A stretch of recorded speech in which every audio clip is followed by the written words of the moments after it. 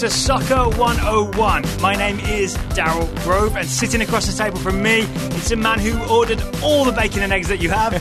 His name is Taylor Rockwell. Hello. Hello. For purposes of this show, I will go by Taylor Rockwell, although my real name is Dante Fieri, but it didn't seem exotic enough. So we are here to introduce Deep Cuts, a classic Total Soccer Show episode, yes, which is sir. also an example of the type of thing we'll be doing more of on Soccer 101.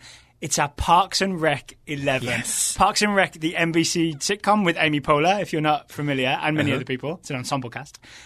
This is a thing we've done a lot on the Total Soccer Show. We essentially take a TV show or a movie or something that we love, and we create an 11 of those characters and what position they would play. Actually, Yes. two 11s, right? Because we go back and forth. We do. We talked about, in the introduction to this series, this is a lot of questions we get. We're answering some questions that we get Soccer routinely, 101? so Yeah. we can kind of go back to them. This is a thing that no one really asked for, but we did it anyway. Well, the classic response to all of these episodes, because we've done a few of them, we'll list them off in a second maybe, is I didn't think this would be a good idea, but then I listened to it and I really enjoyed it. Yes. But also, again, these things are timeless, right? They're not newsy, but they get buried in the Total Soccer Show feed and eventually they disappear and you can't access them. So the plan is to slowly re-release most of the 11s, maybe all the 11s shows that we did into the Soccer 101 feed. And I'm thinking we've talked about this. I hope I'm not breaking news to you here. Future 11s that we record. What? Will go in the Soccer 101 feed where they'll be easy to find. Yes, and I think it's I'm good with that, and I think it's also indicative of how much we enjoy this specific episode that we're about to listen to, because Parks and Rec, you can say many things about it, but you can also say that it was a small audience by the end of its run, I think. And so we probably could have gotten a few more clicks if we had gone with, say, the Star Wars 11 we did, the MCU 11. Those are a bit out of date since there have been, I believe, 15 movies apiece since last we recorded those. But this is one that I think you and I genuinely enjoy, love Parks and Rec. We love all the characters in it, even John Ralphio, even though he's the worst. Even the message of the show, the soul of the show, I think is a nice positive message that really resonates with me. Yeah. I agree, but John Ralphio is still the worst. Actually, I think it might be Mona Lisa Saperstein is the worst. Either way, they're both terrible. So what else have we got? So Parks and Rec is obviously in the episode you're about to hear. There's always the Always Sunny in Philadelphia 11, which I listen back and is also really good. I look forward to re-releasing that. Those characters have changed since then. I would like to maybe revisit that one, knowing the different arcs that some of those characters have had since recording that one. Did we do Game of Thrones? Yes, I think we did. Is Yeah. it maybe worth doing an updated Game of Thrones in the future? Probably. Yeah? But we'll just make it worse than it was back in the day. That's it. Are we acknowledging the final season? Do we need to deal with that? I think we have Your to. joke was better. I stepped on it. I apologize. We hope you enjoy the Parks and Rec 11. We hope you enjoy the future 11s. If you have ideas for 11s, you can always email us, contact@totalsoccershow.com. You can. I can guarantee you there will be fewer plot holes in this episode than there were in the final season of Game of Thrones. We hope you enjoy this episode of Classic Total Soccer Show.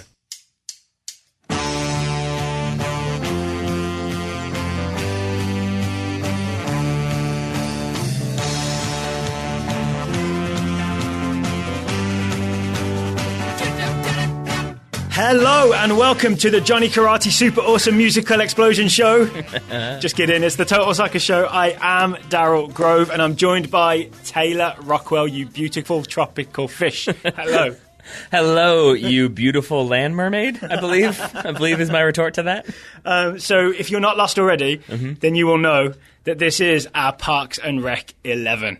We've done this before. We've done this for Star Wars, The Simpsons, the Marvel Cinematic Universe. Always Sunny. Always Sunny. Maybe our favourite one? Yeah, I think so. So this is where Taylor This and I... might be a challenger, though, I have to say. Okay, we're not drafting. We're going to go through a team. It's 4-4-2 with a goalkeeper, good standard formation. Yep. We're each going to nominate a Parks and Rec character to play in that position. If you've never Sorry, go ahead. I was going to say, if you've never seen Parks and Rec, we're still going to try to make it applicable at least, or maybe entice you to watch a few episodes. And also, the thing we hear the most about these shows is it sounded like a terrible idea and I wasn't going to listen, but then I listened and I actually enjoyed it. So if you're on the fence right now, get off that fence, jump into lot 48. There we are. But maybe mind yourself and then don't live down there. So, shall we start with goalkeeper? Sure. And I will invite you to go first, Taylor. Who is your goalkeeper? And most importantly for these, why? Sure. I think really there can only be one answer here, and it has to be Ron Swanson. And here is why. Because I'm going to stop you and say I have the same, but I'll let you do all of yours first. Well, I mean, I think the obvious answer is that there's no way he is playing a sport in which he can't use his hands. He's not going to allow that. So this is the one position that allows him to use his hands, so I think it's where he belongs. There's also no way he's running around. Right. There's that. He loves obstructing the government, so I'm sure he's going to have no problem blocking shots. And the one that I think is very important is he loves head games. He loves to fake pulling out his own teeth to make Tom faint. He broke You think he'll do that as a striker's running at him? Well, no, I'm thinking more penalty shootout. He's always going to win penalty shootout head games. When he broke the coffee pot and then made somebody in the office say who did it so that they all had infighting so that it sowed seeds of chaos. That's what he's going to do during shootouts. So I agree. One of the reasons I think he'd be great in goal is he wants to do the least amount of work possible, right? And the way to do that as a goalkeeper is to get everybody in front of you to play really well. So he'll have motivation to organise and motivate everybody in front of him to make sure he is left alone. He can close the door in the penalty area and just be left alone in peace. I agree with that. I have two more things to say. One, he is not a person who likes being told what to do unless it's maybe by Leslie Knope. Then that maybe makes it okay.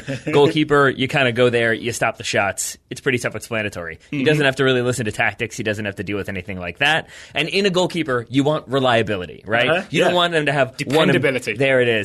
You don't want one game they're amazing, the next game they're letting in everything that comes on frame. Ron Swanson is dependable. Same hair, same mustache, no flash, no flair. That's Ron Swanson in goal. 99% of the time. Yeah, that's true. Sometimes it's a bright red shirt, but again, that works to your advantage if you're a goalkeeper. Well, that means he had a good night the night before, right? Indeed. My only two things to add are he can demoralise opponents by deliberately calling them the wrong name. And if he gets injured, he will play through pain, even if it's a hernia. Great point, Lester. Great point. You're welcome, Timmy. Last thing. He definitely can't play in the field because he only has 9 toes. I forgot about that. So we agree on goalkeeper then. We do. It's Ronald Ulysses Swanson. There it is. In goal. Nice full name. All right. Well, then, since we agree, shall I move us to right back? Yes, then? please. Yeah. Who's your right back, Taylor? It's Councilman Jeremy Jam. Are we the same? I'm going to show you my piece of paper. Oh, no. Are we the same all the way down? We'll see how it goes. Councilman Jeremy Jam. I mean, Jam. First of all, tell me this doesn't sound like a defender. I like that. I'm going to steal it. That's mine now. That's the type of thing you want to hear from your defender. That's what he does with Tom's joke about a DDS and what that stands for. He's going to do that every time somebody comes at him with the ball. He can hold up anything from passing. We know that from how he shuts down everything Leslie tries to do. He'll even destroy you just so he can use the home team's bathroom. We know he'll do that. And the most important thing of all, obviously, every time he stops someone, they just got jammed. I have all those things written down. The only other thing I would add is I'll let you go left back first then. He has excellent hand-eye coordination. He could have been a pro golfer. That's right. I just got to pause to say, that is he is one of my favorite characters on the show. And one of my 3 favorite... Terrible person, great character. Yes. And one of my 3 favorite lines is when he is playing miniature golf and he hits the putt and screams, I should have gone pro, or I could have gone pro. I also have to add this. I think that's John... It's either Jay Glazer or John Glazer. It's Joe Glazer. He has a show called... John Glazer, Joe Glazer Loves Gear, and which I guess he has. I've never seen it before, but my brother loves that actor so much that one of his catchphrases is like 1, 2, 3, 4, 5, 6 abs, and then he lifts up his shirt and shows his abs. My niece has learned that if my brother counts to 6, she is supposed to yell abs. She is not yet 2 years old. That's because that man is great, and that's because Jeremy Jam is an amazing character. I've got one more thing to add. What else you got? So he's not just defensive. Obviously, he's good at the jamming people, stopping things passing, as you said. But he has a plan to get forward and take space. That space being Leslie's office and or private bathroom. And then the lot. He tries to take lot 48 as well. He does for Punchburger. He does indeed. All right, so we've agreed on goalkeeper right back. Why don't you go... Oh, no, I want to keep this going. Right. Centre-backs. We're going centre-backs. I invite you to go first. We can go as a pair or one at a time. It's up to you. Because sometimes we do like an obvious pair. I'm going as a pair. Okay, to me, it's an obvious pair. I tried to keep people partnered where it made sense. I'm partnering Chris Traeger and Ben Wyatt as my 2 centre-backs. What do they call themselves? Butch Cassidy and the Sundance Kid? Oh, either way, it's terrible. And this is kind of more so towards the beginning of their arc than the end when they come in. They're the city auditors. Yeah. Good cop, bad cop, right? It's sort of like no cop, bad cop. Smiley cop, bad news. Yeah, I mean, and that's what it is, right? Because you want one who's going to be kind of very positive and adventurous, and he's going to be out there trying to make stuff happen. And then you want one who stays at home and organizes a little bit. Do you have any overlap here, or shall I continue? They're not my centre-backs. I'm saving them for elsewhere. All right, well, I'm going to give you a couple individual reasons why, then I'll talk about them as a pair. First of all, Chris, as I said, he's going to go out there. He's going to be energetic. He is literally the best possible player for this position. He runs 10 miles a day every day for 18 years, so he's going to be fit. He's halfway to the moon, right? I believe he is. He will also make up for the ground that's not going to be covered by my left back at times. So he's going to be dynamic all over the place. Wait, we don't know who your left back is yet, do we? We don't. Okay. I had to tease that one. Ben is the pragmatist. He stays at home. He organizes. We learned in the Cones of Dunshire. What's that? Runs the numbers? Yeah, but in Cones of Dunshire, he's a tactician. He's a strategist. He loves Game of Thrones. I think he's picked up some tips there. So he's going to be the one. That show's not cancelled, right? It is not. You can't cancel it. It's a crossover hit. Oh, I'm with you. Don't worry. Yeah. So he's an expert in tactics, and he's going to know the opponent's weaknesses and gut them with a machete. All right, so your centre backs are Chris and Ben. Yes, and Chris, if for no other reason than because his personal low when it comes to running a mile is 5.5 minutes. It's better than Andy Dwyer. Yep. More on him later. Okay. My centre backs, I'm going to go one at a time. First up, it's Donna Meagle. Okay. Donna Meagle is my centre back. Here's why. She's composed, she's confident, she knows what she likes and refuses to be swayed by other people. But most importantly, she has an innate understanding of the man-to-man marking system. Oh, take me through it. Do you remember at the singles mixer? Yes. She explains why she can't be friendly with Ann Perkins at the singles mixer. Because if you get that man, I don't get that man. That is how man marking works. That is outstanding, Daryl Grove. She will also bring the ball out of the back in style, and by in style, I mean in a Mercedes. Yep, obviously. The only thing is, don't give her access to the team Twitter account. That's right. It could go south real fast. Yeah. It could do. Right. Joining Donna Meagle at centre-back is April Ludgate Karate Dwyer. April Ludgate at centre-back. She is a cynical obstructionist and she's not afraid to go to the dark side. Just her stare will be enough to intimidate strikers. Yep. She trusts her gut, which is really important as a defender. She even teaches Ann Perkins to slightly trust her gut. So she makes great decisions that way. She will intimidate opponents just like she did to Ben's interns in DC by threatening to scoop their eyes out with a melon baller. As you do. As you do. She can adapt to even the most horrific opponent, as we saw when Tinifer came to town and April out-valleygoed her. Tinifer from Eagleton. Tinifer. She is almost, but only almost, the master of redirecting attacks.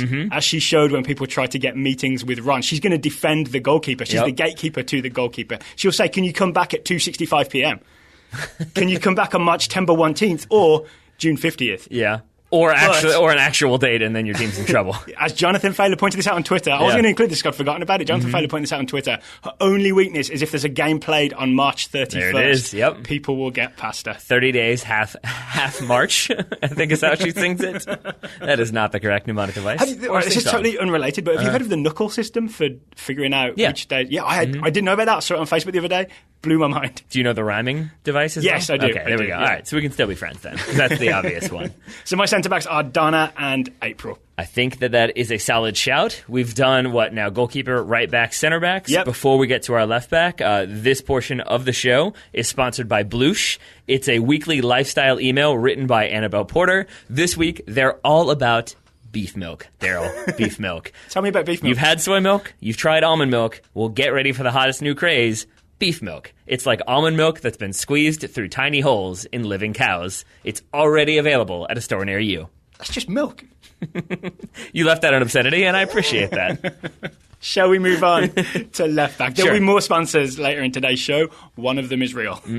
Please only go and purchase the real one. You'll be supporting the show. I mean, you can buy milk if you want to. Beef milk. Yeah. Go to the store and ask for beef milk. In highly branded glass jars. That's the main difference, I think. Yes. Who's your left back, Tyler Walker? My left back is, as I've already alluded to, somebody who I think bonds well with Chris Traeger, but who maybe isn't going to put in that much effort, so he might have to cover some ground. It is April Roberta Ludgate Dwyer. Roberta's middle name. That's her middle. Didn't know that. Which prompts Andy on their wedding day to say, "Ew, it's Roberta." For everything you have just mentioned, and again, this connects because I need her very close to my left midfielder to make sure that he doesn't die. So that's why she's at left back. But as you said, she's proven time and time again she can shut down even the most determined opponent.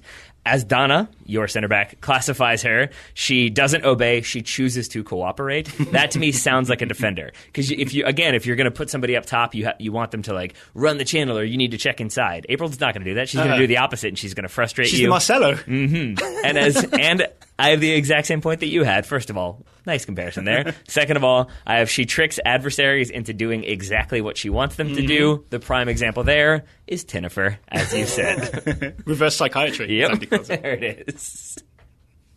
Oh, man. All right. Yeah, so I've got April Roberta Ludgate Dwyer Karate somewhere in there. That's my left back. What have you got there, Daryl Grove? So, okay, for my left back, I've gone with something. I've done it a little different to the way I usually do these. Okay, so normally we don't do it literally, right? We don't say, like, he's tall, so he's in goal, or he's tall, so he's a centre back, right? Yep. Could have gone with the two basketball players from Entertainment 720 if we were going Detlef Schrempf and Roy Hibbert. Yep. Yeah, exactly. But we like to go with something like metaphorical, right? Something metaphorical that makes him sound like a good soccer player. What are you setting up? For my left back, I'm trying to figure out what this is. I'm going to go with someone who really does just use positive physical attributes and apply them, in this case, literally. Mm-hmm. It's Chris Traeger. Yeah, of course.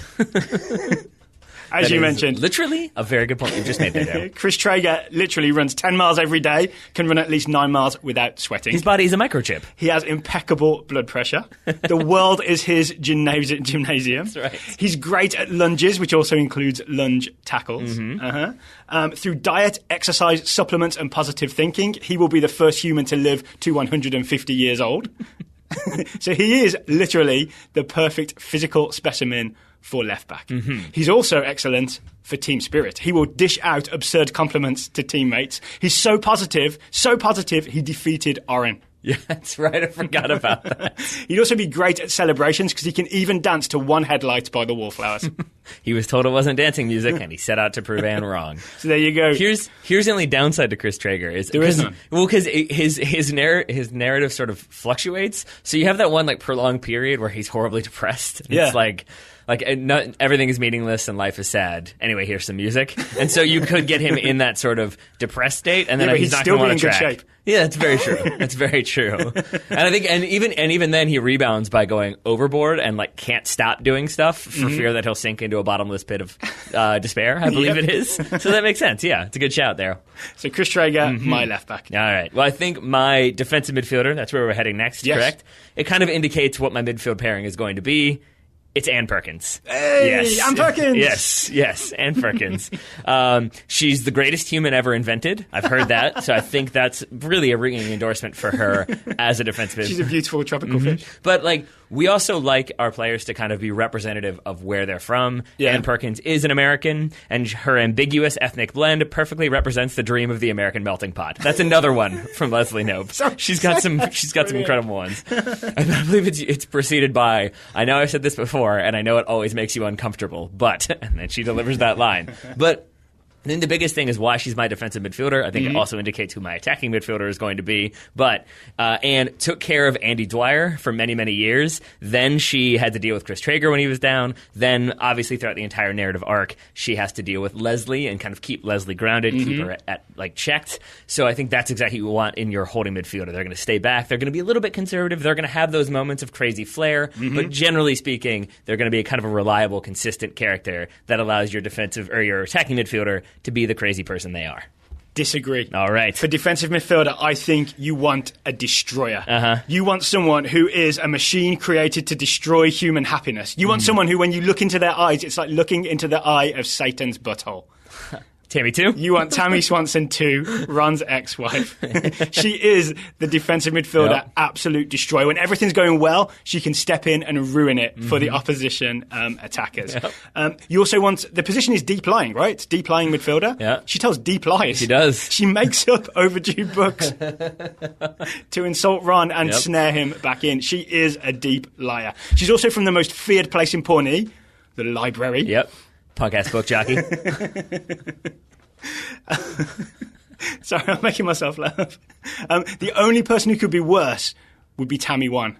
But even I'm too scared of Tammy One to have her in my team. Yeah, that Tammy One episode just bums me out. I really thought about bringing her in, but it's just like, she's so ruthless and mean. I don't think I want her in my team. Tammy 2 is at least fun crazy. Yeah. And then there's the obvious added point that off camera, she's married to Nick Offerman, Ron Swanson. So then that really does make it all the better. Have you ever seen, I'm related to that for a second, have you ever seen the photo montage of the two of them doing puzzles? Because that's what they do in their spare time. Yep. That's an amazing one. If you've never seen that, listeners, go find that because it's incredible. Can we link to it in the show notes? Yeah, I think so. It's Nick Offerman and Megan Mullally's puzzles. All right. Should we move on to attacking midfield? I think I can guess who yours is. Well, here's the problem, though, I have to say, though, with Tammy 2, is that... Are you picking holes in my team now? I am, because she's going to kind of, like, sow discord, obviously, but she's going to bring down morale, because the worst thing is when you've met somebody, you know somebody, and then they call you, like, hey, Derek... It brings you down a little bit, and we know that she has no problem calling Tom Glenn, I believe it is, which I believe is an intentional thing. She also forces... She learned it from Ron, I think. Yeah, and then she forces people to be who they aren't, in the sense that she makes Jeremy Jam become a replica of Ron Swanson. So I feel like she might try to get people to do things they don't want to do. Well, if Ron's hernia acts up, and we need to persuade someone to go in goal... You know how sometimes it's really hard to get someone to go in goal? She could persuade Jeremy Jam to go in goal. That's probably true. That's probably true. Yes, so moving to my attacking midfielder... It's Leslie Knope. Of course it is. I think it has to be, unless you don't have her, and then we can debate it. I have her elsewhere, but we can talk about why you've got her there. Sure. Okay. She can multitask in a way that everyone else on the team combined cannot, as proven by the fact that she once had 3 meetings at once. That wouldn't be a problem for her. She's hyperactive, but with a vision for the future, so she can spot opportunities for progress. She's going to help get that offense going if it's in a little bit of a rut. Mm-hmm. She can be intense when it comes to competitions, like when she told Ben, the only thing I'll be waving on a stick is your decapitated head in front of your weeping mother. That was at the Model UN conference. Well, she had the big 3, right? Yeah, exactly. Even illness and injury don't keep her down, as we saw when she took 3 doses of the flu treatment in order to give her presentation. And that really was, as Ben said, it's like Michael Jordan. She can play through injury. She can play through illness. She can have a flu game. Mm-hmm. She never really switches off. I think she said the most she slept in years is 7 hours, which is twice as long as she sleeps on a normal night. Mm-hmm. So she's going to always be up training and preparing, even when getting ready. Sleeps, she's debating Bobby Newport in her sleep. Yes, but I think that's true. I forgot about that. And she gives I just saw that one yesterday. And she gives campaign speeches in her sleep. That's how Ben knew she was running for a city council. But I think on like a more serious note, she is the ultimate person in the universe when it comes to motivating and inspire those who don't particularly want to be motivated or inspired. Mm-hmm. Basically, and especially if you look at season 1, where she's more like a Michael Scott character. She's a little bit of a buffoon. Yep. Everyone around her is like vicious, right? Yeah, everyone is like more like, they're all still cynical, but they're also kind of negative and kind of mean. Yep.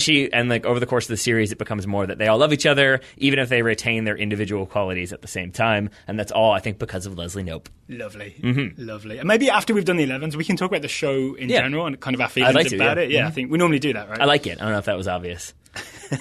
I've learned that daily. I think you quote a Parks and Rec at me once a day. Mm-hmm. It was not in my marriage vows. It's Always Sunny was. But it might have been. It could have been, probably. Okay, so to my attacking midfielder. It's interesting that you chose Leslie Knope, because I've chosen her nemesis. That could be so many people. Greg Pekaitis. Ooh, Greg Pekaitis is my attacking midfielder. He is an evil genius. Yep. You can't stop him. Mm-mm. He'll even tease you, eating a peach right in front of you. Or was it a pear? It was a plum. Was it a plum? No, that's what he says to her. He claims it was a plum later on. See, we're already confused by the mastermind that is Greg Pekaitis. And even if you man-mark him all day and observe him, for example, laughing with friends, playing with a stupid skateboard in a snide, turdish manner, you still can't stop him, because he's already broken through your defences and caused chaos. And all he'll leave you with is a peach pit. Mm-hmm. He'll even make the FBI guy cry. Yep. That's how cunning Greg Pekaitis is. You cannot stop him. I mean, to be fair, the FBI guy was allergic to jerks, so that is why he cried. It's also, I will say this, from an opposition standpoint, you always, because, teams are always out there, they're looking for, like, the next talent, the next, like, the youth to come through and really carry that torch. Greg Pekaitis is going to steal that prospect and turn them against you, as he does with, I forget her name, but she's the head of the Model UN. And then she's, I think it's their prom as well. Yep. That's his date. And the same episode, he staples Leslie's dress to the food table. That sounds familiar. Yes. I forgot about Greg Pekaitis. I'm guessing, because he's a teenager, right? He's the youngest person on my team. So he's like the wunderkind here. Yeah. Right? Yeah. He's like the Adnan Januzaj. And he might forge his ID. If he's like underage and you need him to be a certain age in order to qualify for the team, he'll forge his ID. He'll have his fake mom vouch for him. It all makes sense. It's a solid chapter. Creative attacking genius Greg Pakaitis. Alrighty. We have another sponsor on today's show. Yes, we do. This is a real one. Today's show actually is sponsored by X1 Fuel, pre- and post-workout formula for athletes who expect more from their workouts and on-field performance without sacrificing long-term health. It's important to say what's not in it, Taylor. Basically everything that is in any sort of Sweetums candy or product in general, and anything that goes into Punch Burger. Punch Burger, put it in your body or you're a nerd. That is not the slogan of X1 Fuels. Instead, X1 Fuels have no chemical ingredients, fillers, or excess sugars. Yeah, definitely not Sweetums. Yeah, they don't begin their advertisement with, we take good old-fashioned corn and add a little bit of corn syrup to it. Instead, X1 Fuel, the pre-workout ignition formula is made of acai berries, goji berries, endorsed by Blush, right? Yep. Maqui berries, pomegranate, flaxseed, and pea starch. It is good stuff in there. It good, is. wholesome, small-town Indiana stuff. Although it is from Texas. You've got the pre-training ignition formula that gets you going without any of the caffeine. It's got all that natural flavor to get you going. It's got, and we went with the strawberry flavor, which we both enjoyed. The post-workout recovery formula kind of brings you down, calms you down, but helps restore the energy without giving you that crash. Customers can save 30% off when they purchase the Performance Bundle membership. It includes both products, plus a shaker bottle, the X1 Dry Fit t-shirt, and our on-the-go, or they're on-the-go, excuse me, packs for busy athletes. Yeah, we didn't make them. We did not. If you want to take advantage of this offer, this is, I think, the final week you can do it. You can get $10 off any nutrition product in the X1 Fuel store. It is at x1fuels.com. x1fuel.com. To do so, you enter the coupon code TOTALSOCCER at checkout. We're hoping maybe we have them again as an advertiser in the future, but for now, I think the offer will expire this week. Yes. $10 off, Total Soccer, all one word at checkout. The link will be in the show notes. There we are. Endorsed by Blush. Endorsed by Blush. So we've talked about like the benefits of X1, how good it is for you. I do want to take a moment to talk about Sweetums for a second, Daryl Grove. Sweetums. So, to be very clear, Sweetums is the opposite of X1 Fuel. As evidence of that, I've got some products for you here, Daryl Grove. Okay. We've got Sweetums Nuts and Stuff, which is a candy snack mix of nuts, licorice, gummy bears, Red Hots, pretzels, and beef jerky. That actually sounds kind of good. I'm not that healthy for you, though. Watery Yums, hard candy with water inside. And I think my favorite one is Swimmy Yums, pan-roasted wild striped bass, dipped in chocolate. My favorite is Water Zero. Water Zero, that's right. And so that still has like 200 calories, right? Zero water. There it is. That's what it is. The low-calorie one is Diet Water Zero Light. Which only has 100 calories. Sweetums, you are phenomenal. Should we move on to our right wingers? Yep. Who's going to be playing on the right wing for you, Taylor? Well, I want to say my right back was Jeremy Jam. My right midfielder, it's another councilman. It's Councilman Bill Dexhart. And that's because you want that kind of dynamic midfielder who can get the ball. They're not going to get caught in possession, or if they do, it's not going to cost them that much. It's not going to hurt the team. And most of all, you want this player to just keep running. They're never going to be brought down. That is our man, Bill Dexhart. It is impossible to bring him down, even when it seems like he's completely lost control. He's incredibly charming. So if you have any sort of female official, then it seems like maybe he could talk his way into not getting a call against him. Maybe. He can smooth male official, he's that charming. Yeah, who knows? Yeah, he can smooth over even the most frightening of performances because his only recognized work as a councilman was renaming his rundown, crime-ridden district Beachview Terrace, which I think is one of my favorite facts about him. And he is not afraid to be in the spotlight and will openly own when he's made a mistake. For example, in my defense, it was my birthday, and I really, really wanted to. So I love Bill Dexhart. Bill Dexhart is your right winger. On the right wing for me, Darwish Sabir Ismail Ghani, better known as Tom Haverford. He legally changed his name to Tom Haverford. This is a winger with swagger, of course, as he's fond of saying. Most importantly, this is a winger with ideas. What you don't want is a winger who just has the same trick every time, just like pushes it down the line and runs after it, like, say, Breck Shea. Right? You want someone who has fresh ideas all the time. You have the list, don't you? I have a list of ideas that Tom Haverford has had. Tommy Tissues. Private jet apartments, where you buy a private jet, strip it out, and turn it into a place that someone can live. Get those wheels off there. Snake juice. It's mostly rat poison, but it seemed very enjoyable. It kind of tastes like Kahlua. Sparkle suds. Dress loud. A phone that smells good. Yeah. LASIK for fingernails. That's actually a good one. The escargot delivery service. Do you know what that's called? Snail mail. That's the one. Yep. And a nightclub called Eclipse that's only open for 1 hour, 2 times a year, and the ticket is $5,000. Gotta love him. So those are Tommy's ideas. He's also great at creating space for himself, and here's how he does it. He's never taken the high road, but he always tells other people to take the high road because then there's more room for him on the low road. I don't want to get too deep into the tales on that one, though. Yep. As we learn multiple times, he is never afraid to put the moves on with the ladies. Even if he's relentlessly unsuccessful, he won't flack in confidence. He will keep putting those moves on, keep trying to make something happen. His signature move. You've heard of the Around the World. Yep. You've seen the Around the World trick where, if you haven't seen, it's when very talented soccer players, I feel like Ronaldinho, Edgar Davids maybe could do this. It's when you spin your foot all the way around the ball. You know what I'm talking about? Yeah. I'm going to explain to listeners because they may not I see what know you've it. done here. Uh-huh.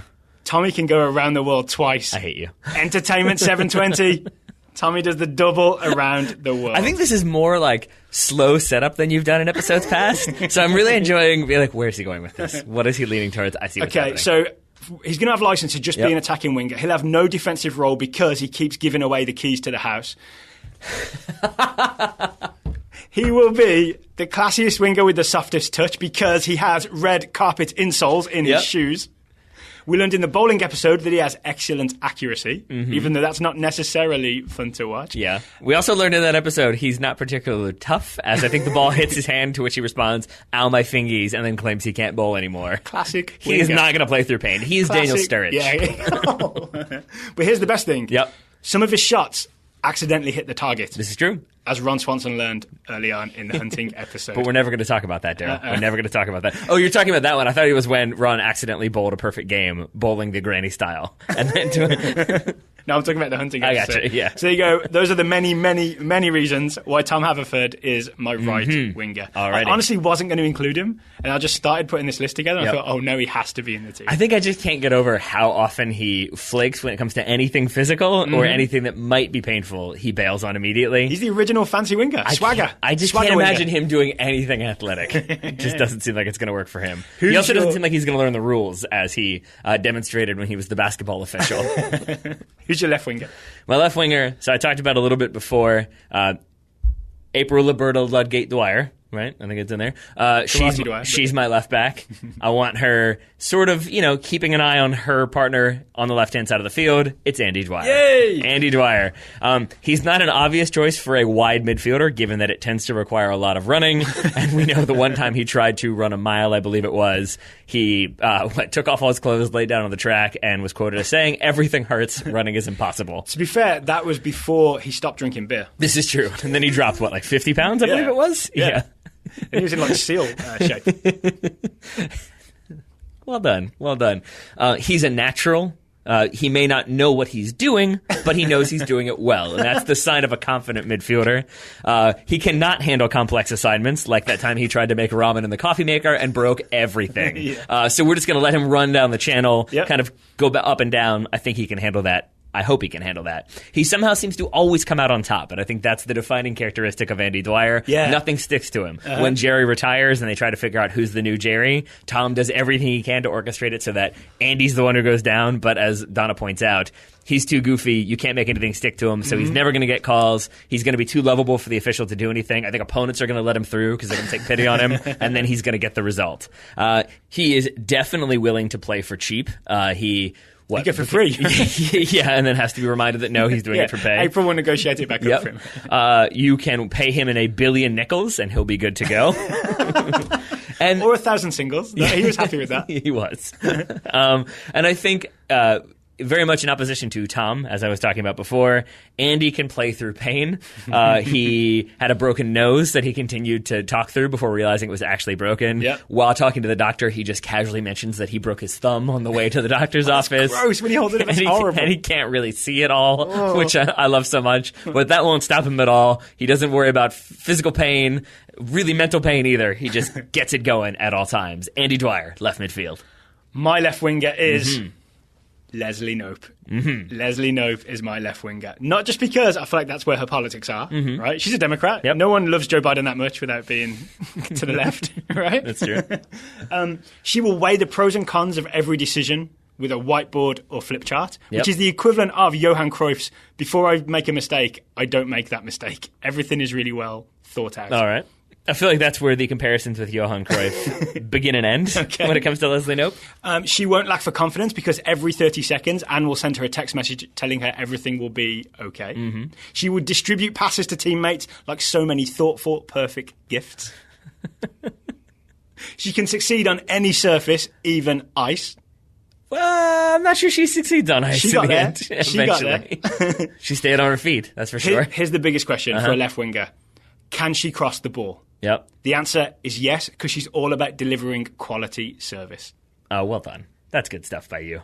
Except I think you got to have Leslie central, don't you? She's central to the entire narrative. How do you put her out wide?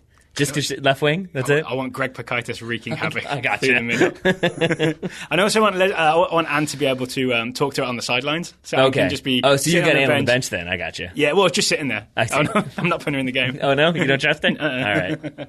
Should we move on to our forwards? Sure. My left forward, again, to kind of help keep Andy at bay and keep her strike partner at bay, it's Donna Meagle, as you mentioned already. Yeah. She already has the tactics to basically lure in a sucker. You scribble the name on the name tag, you draw them in, you make them work for it. That's right. She can lure in that sucker. She has all the tricks to get... She lets the defender... She checks to the defender, then checks her. Well, just she draws the defender and they're like, what's happening? This is very enticing. And then she beats them. It's no problem. She has all the tricks to get what she wants, and she won't be denied once she's on it. We saw that, as you said, in the dating episode. She claims to be a loner, and this is a key part. And again, it's kind of a sweet emotional point. She acts like she's a loner. She acts like she kind of doesn't really care about people. All she cares about is her bends. But really, she's a key team player when the situation calls for it. She sacrifices her bends for Leslie's, I believe, campaign when they're trying to get the vans to get people to the polls. Mm-hmm. That's excellent. Yep. Yeah. She's as April figures out when she's not a dog, she's a cat. She's temperamental, she's unpredictable, she's complex, and she's hard to read. She's Diego Costa. That's what I'm saying. And outside of Tammy, I think she's the only person who Ron Swanson is afraid of. And really, that's what you want. She's going to be terrifying for defenders. She's always going to have a plan. She's going to be able to talk herself out of problems as well. She is Diego Costa. What does she yell when she scores? What, Mjolnir? I don't know. It's got to be treat yourself. Treat yourself? Yeah, that's probably it. I'm about to come down him with the power of Thor's hammer. I'm going to go Mjolnir on him. Yeah. Okay, my first striker is Sir Andy Dwyer. Yep. As you said, he kind of like everything just ends up going right for him. And I think of him as one of those strikers that you can almost think of as like an idiot savant who just happens to be in the right place at the right time every single time. Yep. He also has this really like deep understanding of soccer. Do you remember the one time when he confidently proclaimed, "A game is the foot"? That's the deepest understanding of soccer there is. He also knows... I love that man so much. He knows how soccer balls are filled with air. Do you remember when he made note that gases fill the volume of whatever container they're in? Science. School. Oh, school. There it is. School. He possibly can teleport, which would be useful. We're still not clear on that, but he possibly can teleport. He also has excellent aim because he spends the nights shooting April in the face with a marshmallow gun while she sleeps. The only downside, the only weakness he has, as already mentioned, is he is allergic to jerks. I forgot about that. So it depends who's marking him. That's going to be a problem. Yeah. If Pakaitis is around, too, they don't really get along well. I don't think Pakaitis is going to play on the ball. If he does, he's going to mock him when it goes wrong. Mm-hmm. I don't know. I think you've got some chemistry issues in there, Daryl Grove. Maybe. I'm just kidding, because my right-hand side is horrible. Who is it? Jeremy Jam. It's Councilman Dexhart. And my right forward, you knew it was coming, Jean-Ralphio Saperstein. Oh, no! My favorite character in the entire show. He's the best and worst. So I love watching him. I love him on the show. I could not find a redeeming quality enough to get him in my team. So I'm interested to hear how you go with there are no redeeming qualities, because what's better than one Diego Costa? Two Diego Costas, and that's Jean-Ralphio. First of all, it's kind of up and down as to whether or not you're going to have financial issues with him, because we know he's flush with cash. He made his money the old-fashioned way. He got run over by Alexis. He has proven himself more than capable of getting out of tricky situations and avoiding attackers. He can run away from any problem. Yep. This is the Diego Costa aspect, is that he is not afraid to take the shortcuts, to take the little kind of inside tracks to get what he wants. He faked having a disease to, quote, because, quote, he's got a terminal case of the get me to the front of the line at Six Flags, which I love so much. He is going to be responsible in terms of team morale as well, because he's going to give everybody nicknames. He's going to kind of give those very energizing sermons that will pick everybody up and get them good to go. Contract time, it is going to be a problem because he has great lawyers. They once got him $60,000 because he got too scared at a haunted house. But again, he'll pick you up. So, say you get scored on early and your team's kind of down, heads are hanging. He'll bring everybody together. He'll huddle them up and say, it's like I always say, when life gives you lemons, you sell some of your grandma's jewelry and you go clubbing. And he's happy to move around. He'll move if your club wants to get rid of him. If your club's traveling, no problem for him because his escape plan is living in Tajikistan. I love Jean-Ralphio so much. I always wonder if he ever got there or if the rabbi caught him. I'm pretty sure the rabbi caught him.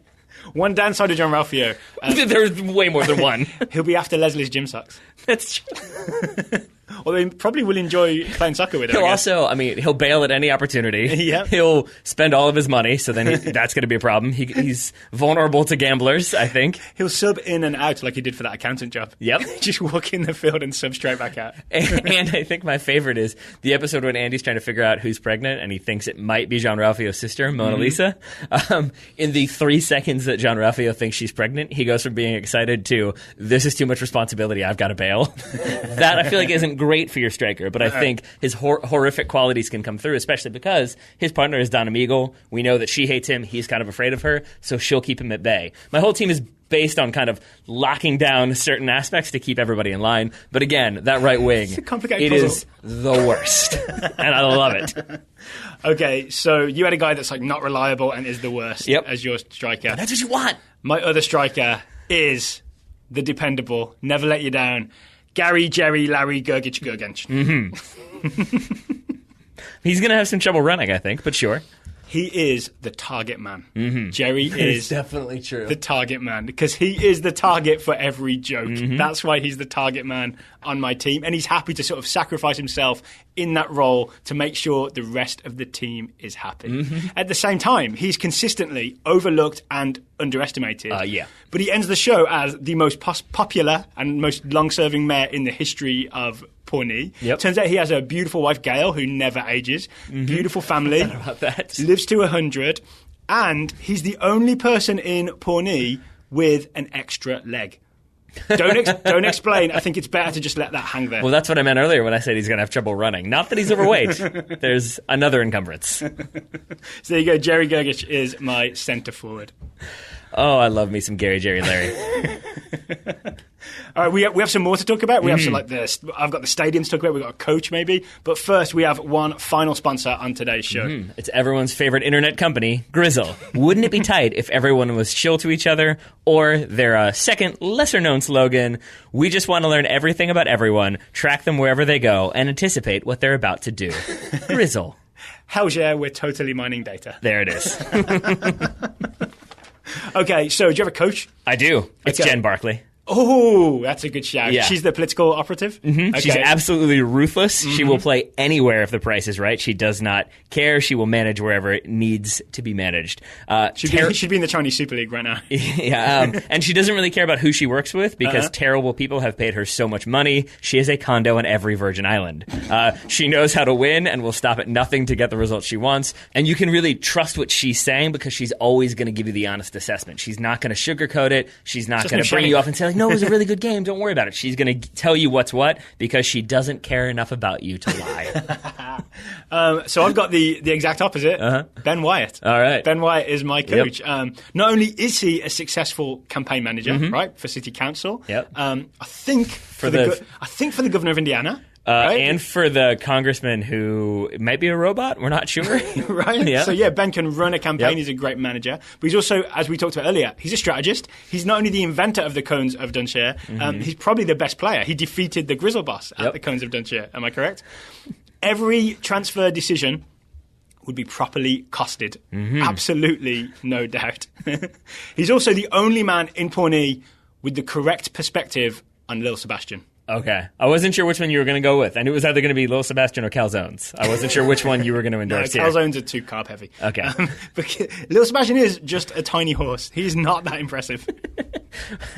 This is for the horse funeral. What was that tone? I'm just with Ben on that. Yep. I like that sort of cold, sort of real world thinking.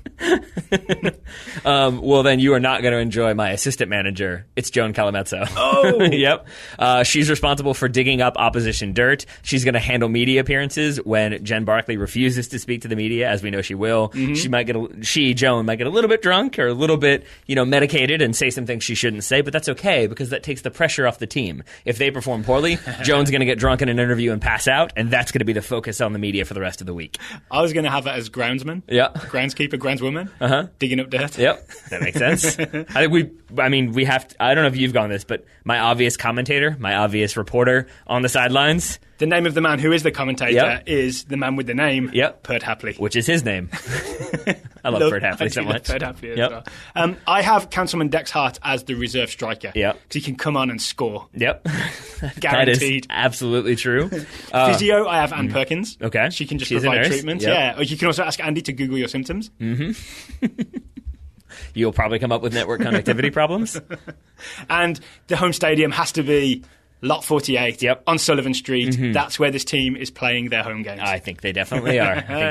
You got any more? I do. I've got Ken Hotate. I thought you might. Ken Hotate, the tribal elder of the Wamapoke tribe and the owner of the Wamapoke Casino. He is going to be able to manipulate people to get them to do exactly what he wants. Because if there are two things he knows about white people, it's that they love Rachel Ray and they are terrified of curses. So he's going to say, give me the ball or you might be cursed. And they're gonna panic. And the other one... Keep them coming. You ready for the bleep? Yes. All right. My other super sub, my dramatic impact player, is Bert Macklin. He's with FBI. You may have thought he was dead, but that was only to fool the president's enemies. He will dive through a glass door if it means he gets to get a goal. He can go a little overboard in order to win, like when he threatened to torture Judy Hitler. You never want to see that. But, that's how you get her to turn over the necklace with all of Germany's war secrets on it. So there you go. Bert Macklin is going to come in there, going to do everything he can, everything it takes to get the goal, to cross something off his bucket list. Okay, I think we did well. I think so. I enjoyed this show. As did I. But shall we talk a little Sure. Parks and Rec? Just, in a non-soccer context. I'm assuming if anyone has listened this far, like 40 minutes or so, they wouldn't mind just some open Parks and Rec chat. Sure. Yeah. Mm-hmm. All right, I don't know where to start, mate. Why do we love it so much? Why does this... why do you quote this at me every day and not other sitcoms? I think because These are not prepared questions, by the way. This is on the fly. I know, I appreciate that. I think because, number one, it does a good job of, of carrying narratives through, but there are ups and downs, but it, at the end, is still a very sweet show. Yeah. So there are going to be bad moments, there are going to be negative plot lines that are kind of stressful, but overall, I think it always kind of is a show you can watch when you're stressed out. I saw a lot of people around exam time posting that it was stress, anxiety, depression, and then it was The Office was giving you a hug. That's what Parks and Rec is for me. It's kind of the warm blanket when you need just a little bit of happiness. Okay, yeah, I get that too. So I also watch a lot of Arrested Development and say Always Sunny, and love both those shows, but it's because they're sort of expertly, intricately, clever and tied together, almost in a Seinfeld-y kind of way, right? Whereas Parks and Rec is often just a simple story, right? And the A plot and the B plot don't have to tie together, but there's always an emotional arc every episode, and you end with fuzzy feelings. Yes. I've definitely cried at Parks and Rec more than once. Right? It's a really good emotional show. It is, but I want to say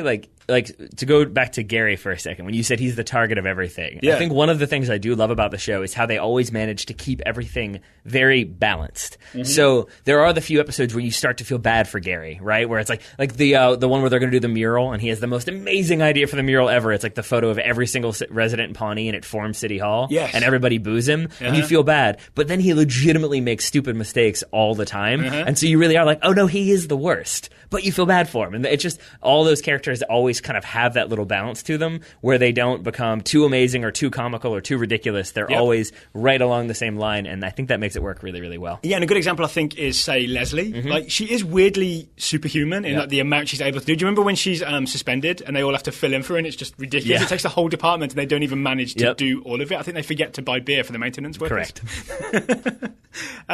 But she's also, that superhumanness comes at this, cost of being sort of kind of manic Yep. and like hyper organized in a way that causes anxiety and stresses her out. She's a bulldozer. Even though or a steamroller, I forget which one it is. She would prefer bulldozer, but Anne goes with steamroller. Yeah. Yeah. So even though that's sort of not realistic, it feels more realistic because there's like this kind of flaw and cost to being that good at your job. Yep. Right? So Yeah. it's got this complexity for a sitcom that's 21 minutes each episode. Yep. Right? I know it's 30 minutes on TV, but I was watching on Netflix. It's always like 21 minutes and 40 seconds. So small. Such a small amount of time. Like this podcast is twice as long. Yeah, which maybe says something. Yeah. I also enjoy those little moments though, like with the calzones, with Sue salads. There's a couple more. The libraries as well, where they don't explain anything. And Little Sebastian, they love it. They don't explain it. Just everybody hates it or everybody loves it. Yeah. And that's kind of the joke as well. Is like they never explain why everybody hates calzones to the point where I'm like, is this true? Does everyone hate calzones? I got no problem with calzones. First of all, it's calzone. Oh, excuse me. I apologize. The low-cal calzone zone. Yeah. Yep. There's no such thing. There's not, but that's Ben's theoretical calzone. I forget what it's called, like a high-quality fast food eatery or something like that. Yeah. Well, that gets to another thing I like is the sort of what do you call it? World building kind of thing, right? Yep. The fact that they can mention Sue salads just like I think 5 seasons later after they've run her out of business. Yep. It's just an aside. There's like all these little things that the town feels real because there are all these businesses and things and like traditions and stuff in the town Yep. that you can just make casual mentions of, and it feels kind of Simpsons-y in that way. Yeah. Except The Simpsons has like 25 years of history to do it, whereas Parks and Rec did it in 7 seasons of like 21-minute episodes. Yeah. You know what I mean? And then like the first so you season really was build it up quickly. Yeah, the first season was 6 episodes long. Yeah. So like even there you've got an abbreviated season. I also enjoy, this is just a minor thing, but it's something that always drives me crazy. I love The Office, don't get me wrong, but it drives me crazy that they chose to set it in Scranton, Pennsylvania, in like I guess how you consider that northern Pennsylvania, or at least it's a northern state. It is not Southern California, which is where that show is filmed. So it always drives me crazy how for some reason in northern Pennsylvania it's 80 degrees 340 days of the year, except for the Christmas episode where it's snowing. All the rest of the time it's beautiful. It's flat, which Scranton is not. Yeah. Pawnee, I think they've done a better job of keeping it in Midwest, Indiana. right? So they have little jokes here and there that like one of the only programs, like unnecessary programs that they don't cancel when the entire town goes bankrupt is basketball because people in Indiana will riot. And they just have little Indiana jokes here and there. And I think they do a good job of maybe kind of bringing in some of the history of Indiana, some of the history of the Midwest. Yeah. It makes me like it for that as well because I don't have those moments of distraction where I'm like, what? There's no ocean near Pawnee. Why have they done this? What's happening? I'm confused. The other thing I like, we talked about the fuzzy feelings earlier. In general, it seems like people with good intentions win the day, right? Yep. Like Leslie Knope just wanting to provide services to city residents. She's like a model for what local government should be.